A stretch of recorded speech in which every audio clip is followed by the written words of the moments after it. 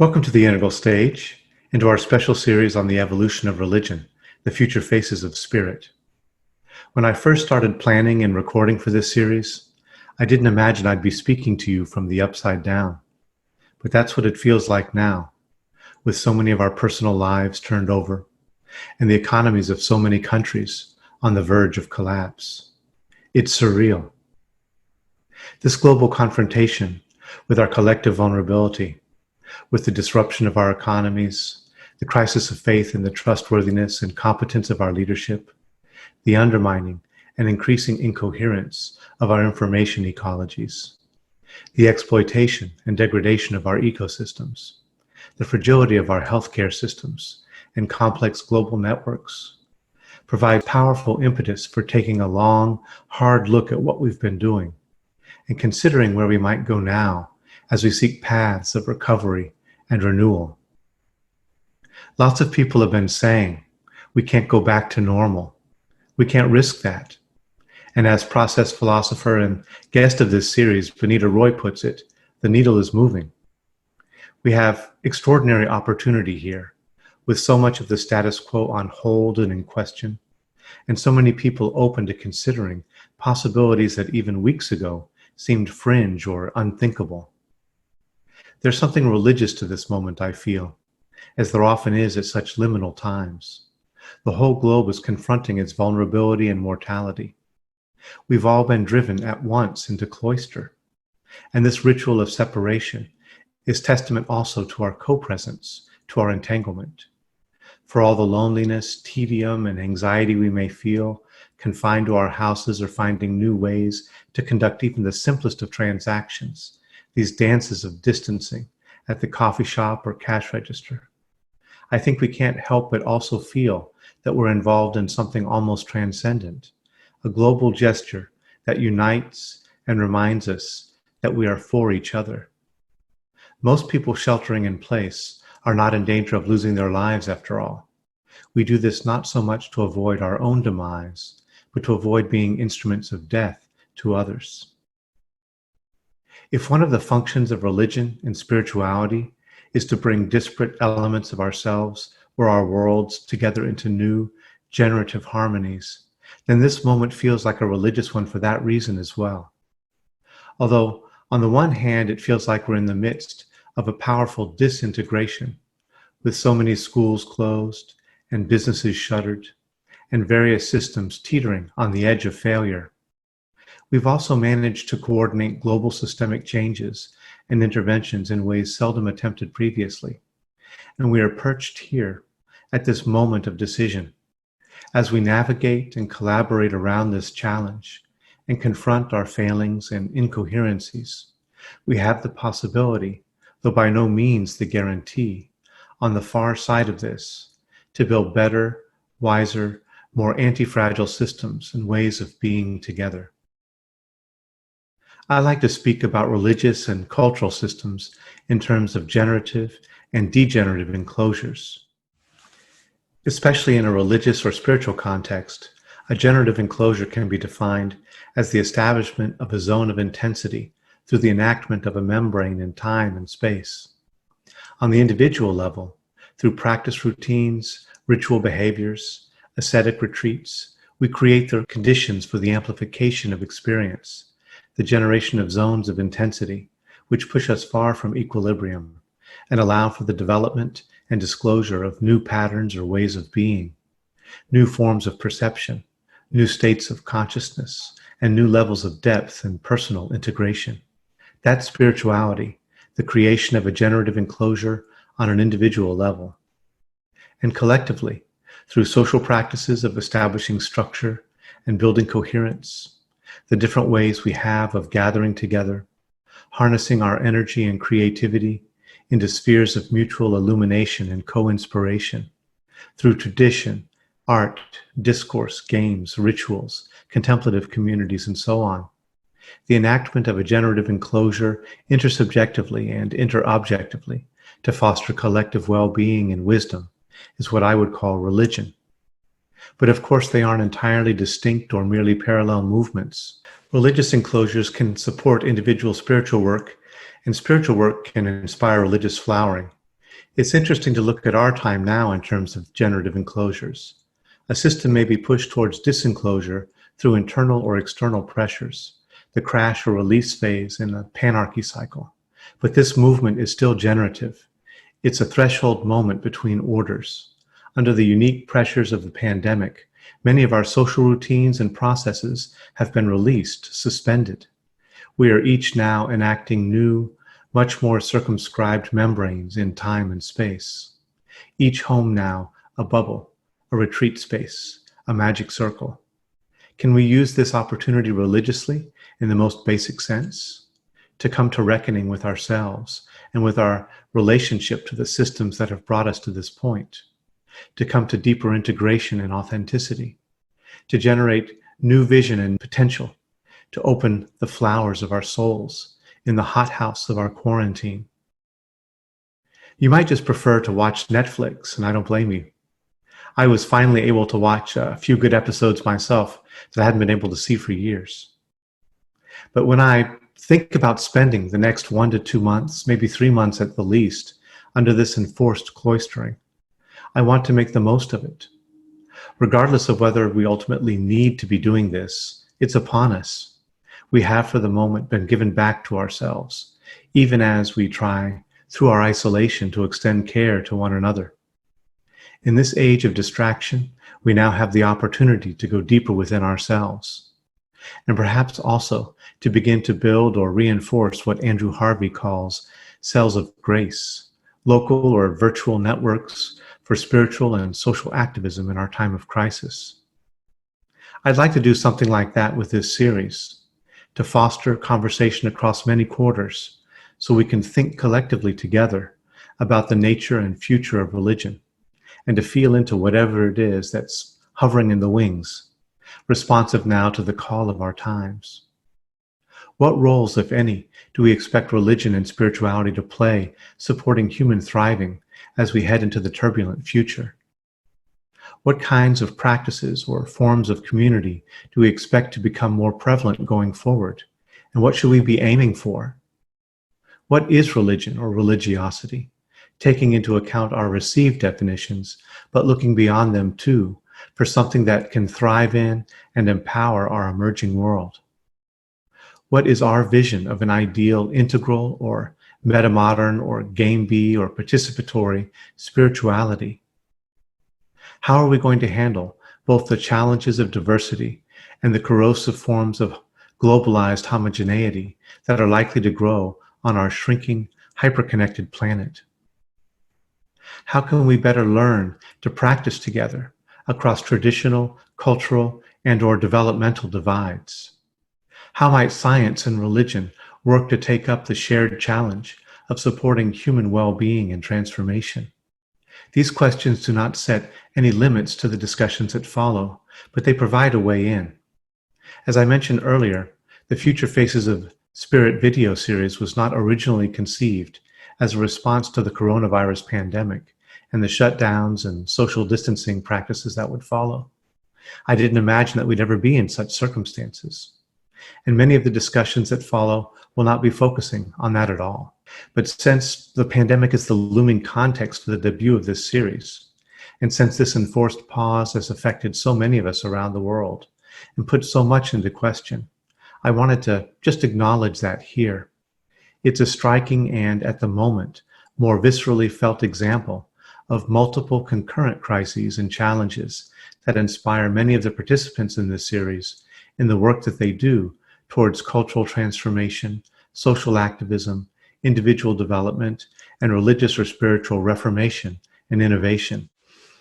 One of the primary inspirations for this video series is Ken Wilber's book, The Religion of Tomorrow. In it, he returns to and further develops 4 factors of emergent integral spirituality that he introduced in previous works: waking up, growing up, cleaning up, and showing up.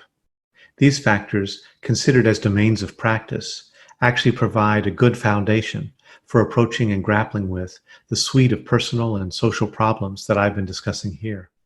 Without some form of awakening, for example, we remain caught up in what Roy Bhaskar calls demi-reality, a confused world of illusions, half-truths, ideological fixations, inherited beliefs, media distortions and manipulations, unconscious conditioning, and unexamined presuppositions.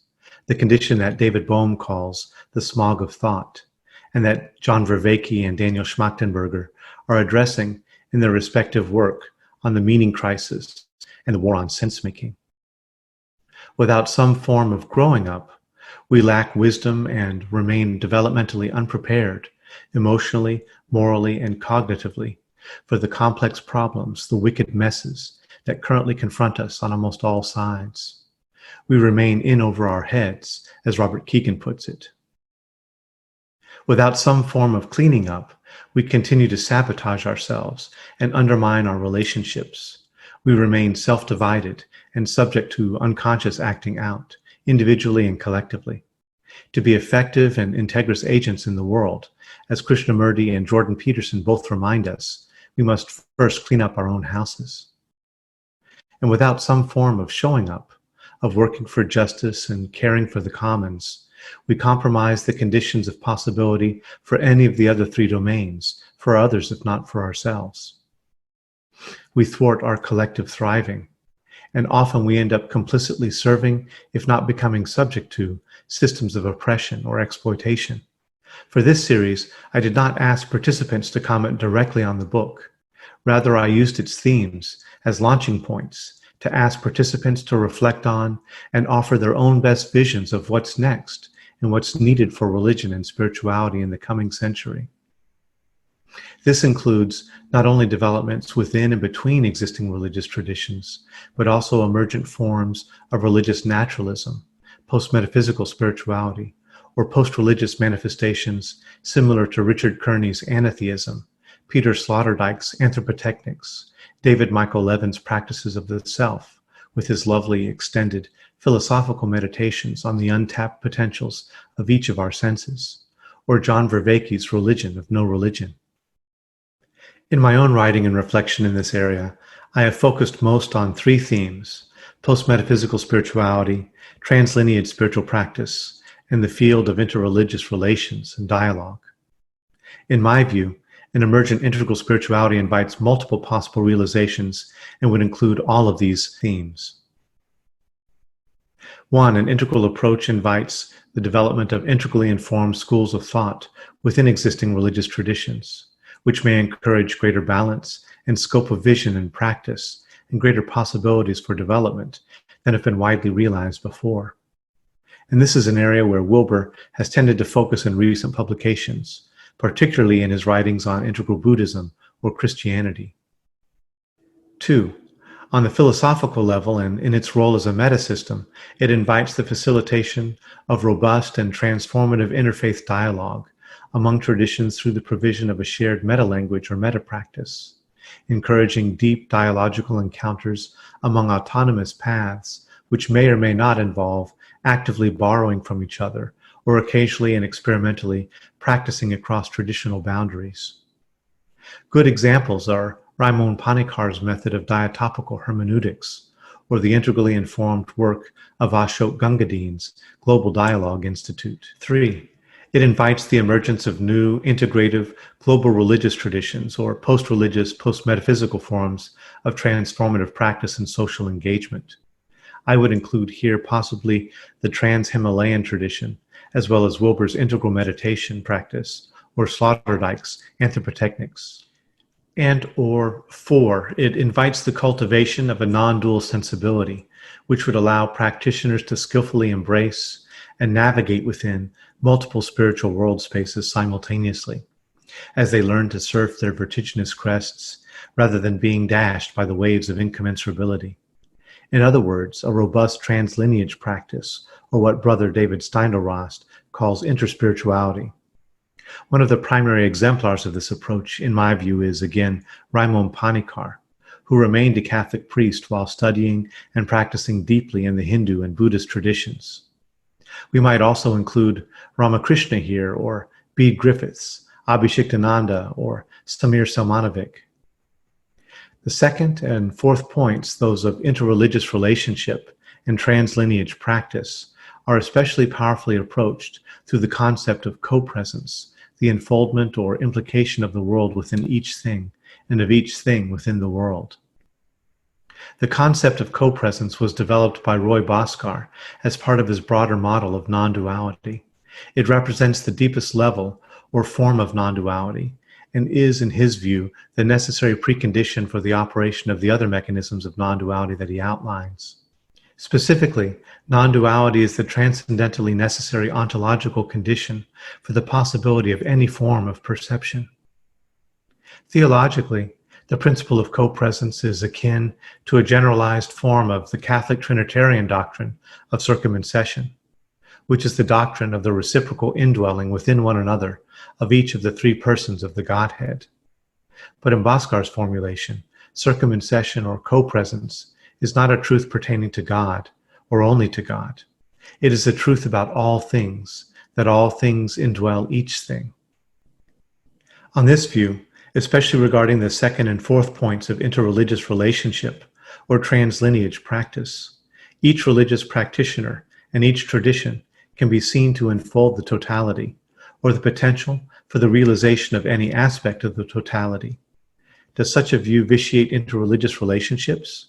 Does it undermine the need for dialogue across traditions, rendering each tradition a self-sufficient whole with no need to interact with or learn from others? The possibility for such an interpretation is present, of course, but in my opinion, the principle of co-presence, or universal circumcision, has great potential to affect the opposite result. That is, to enrich and reinforce the entire field of interreligious and even intercultural and interspecies relationship or interspiritual practice.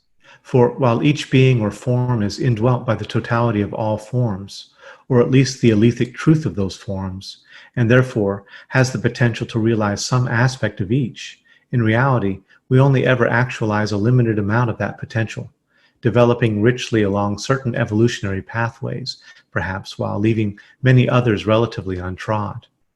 In interfacing closely with other traditions, we are afforded the opportunity to learn something about our own implicit capacities and potential forms of being, which we may then unfold in our own unique ways. As Richard Kearney argues in his discussion of a theology of hospitality, only through the shock of affinity through alterity does something new emerge. Interreligiously, such a model might inspire modes of encounter similar to Deleuze's becoming animal.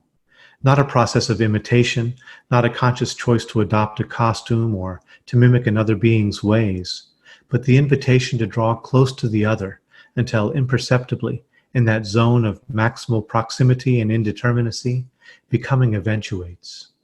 We awaken what is always already, but in doing so, it becomes what it never was. Another concept that's relevant here and that I would want to center in my vision of religion and spirituality for the future is polyphilia, as both a multiplicitous love and a love of multiplicity.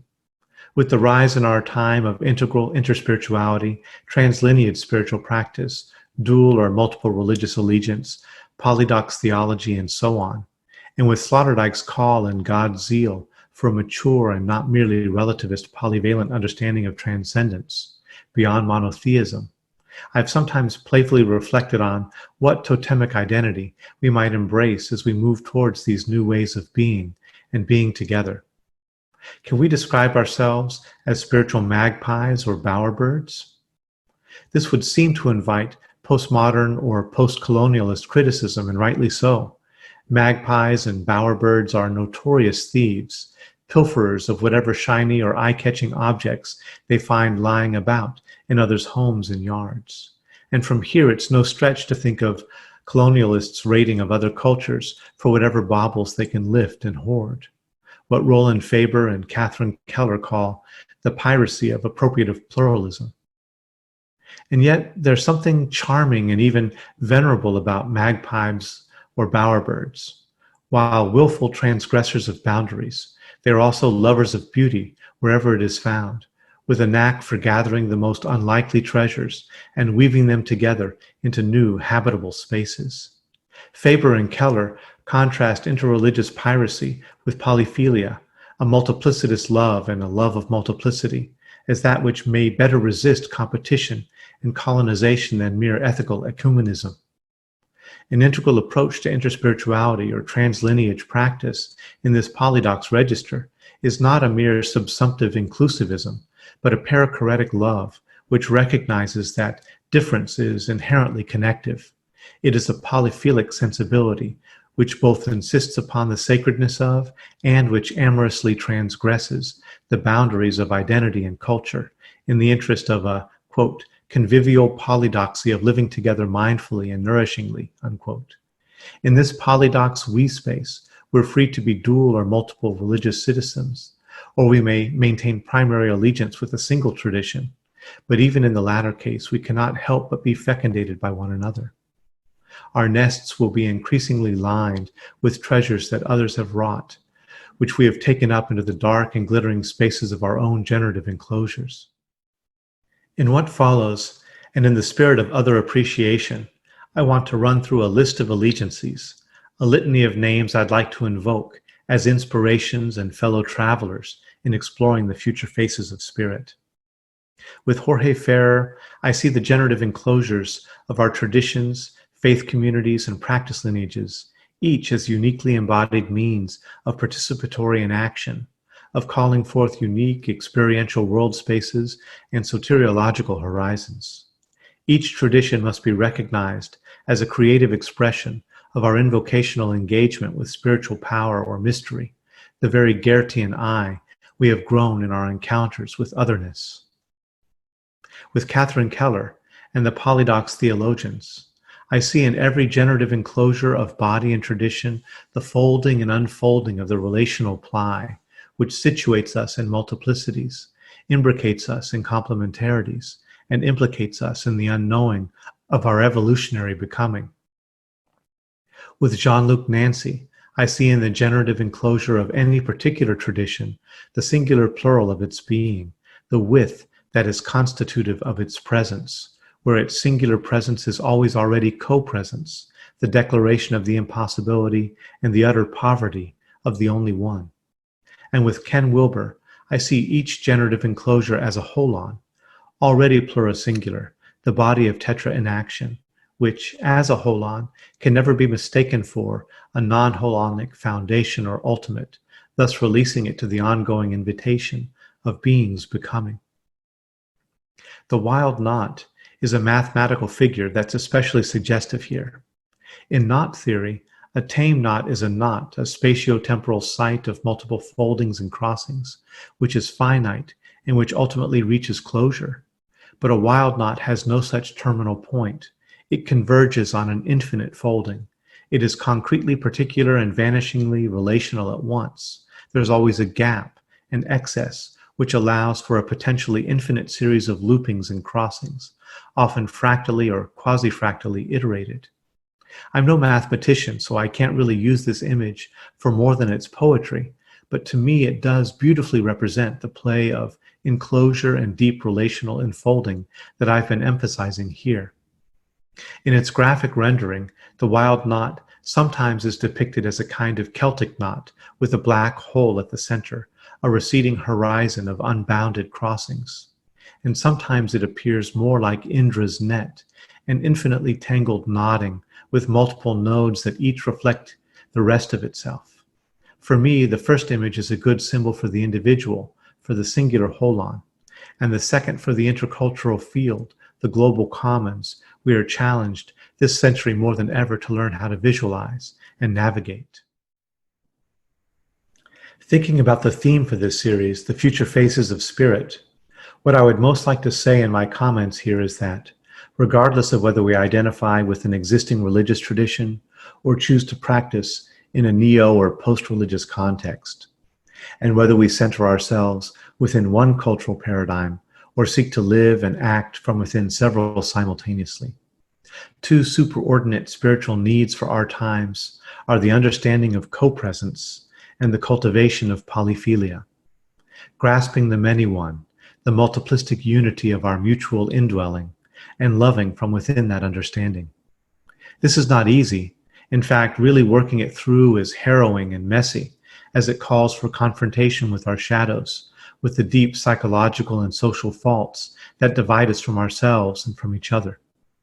But now more than ever, I think we are feeling the call of this necessity as one of the great developmental challenges of our time. I don't emphasize these needs as alternatives to Wilber's quaternity of waking up, growing up, cleaning up, and showing up, but as complements. They can be held alongside or even as parts of these other needs. I like to look at them as aspects of the drives of eros and agape. The philosopher William Desmond distinguishes, for example, between the erotics of selving, which is the dialectical enfolding of differences, the transcendence and inclusion process in the development of the self, and the agapeics of community, which is the post-dialectical opening to the excess of the between, the transcendent context of our co-presence. In Wilber's model, waking, growing, and even cleaning up are often conceived as erotic or developmental processes, whereas showing up is more of an expression of agape. The concepts of co-presence and polyphilia that I've been discussing are likewise more agapeically oriented. But these distinctions aren't exclusive. The perception of co-presence as an aspect of non-dual realization is related to the erotics of waking up, for instance, and polyphilia is expanded through growing up and clarified through cleaning up. Each tradition and lifeway will hold and enact these things differently, of course. But more than ever before, we are confronted by problems in which we each have a stake. And these problems are beginning to demand these spiritual and developmental tasks of us all. And as we pause now in the systemic shudder that has rippled across the globe, we are reminded that the image of the earth is a decisive one for our times. It reveals our world as a whole, as a generative enclosure in itself, as a fragile immunological zone, as a hyperobject which exhibits non-local gravitational influence on all in its vicinity. In the fractal diffusion of sacred enclosures, in all their diversity and richness, I think we also need the ubiquitous reflection of that earth image, the envelope of air and energy which enfolds the hypergenerative enclosure of the earth, both divides and connects. It creates a protective immunological zone, a separator or sealant, which has allowed for the intensification of the cosmic stuff that has collected here and enabled stardust to evolve eyes to look back at itself. And it provides a clear window for admitting light and connecting us to the larger cosmos. And that larger cosmic history must, too, find its reflection in the spreading bubbles of new sacred cultural enclosures. Vision of such scope is necessary to begin to take in and adequately respond to the multiple crises unfolding across the globe. In the videos that follow, you will hear statements by and occasional interviews with practitioners and scholars from multiple different fields, but each has a background in integral or metamodern, critical realist, participatory, or evolutionary thought. And each appreciates in their own ways both the magnitude of our global challenges and the great potential of religion and spirituality, even if still largely untapped, for helping us to chart wise paths forward. I hope you enjoy this collective meditation on the future faces of spirit, and I hope you will join us in the greater dialogue, dialogos, that I intend for this series to spark.